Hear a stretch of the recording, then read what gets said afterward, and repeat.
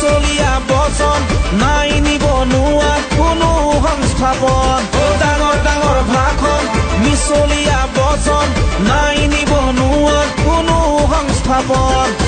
নাই কোনো উন্নয়ন হাহাকাৰ আজি জনগণ ৰাইজক আজি দৰকাৰ এইবাৰ কংগ্ৰেছ চৰকাৰ ৰাইজক আজি দৰকাৰ এইবাৰ কংগ্ৰেছ চৰকাৰ ৰাইজক আজি দৰকাৰ এইবাৰ কংগ্ৰেছ চৰকাৰ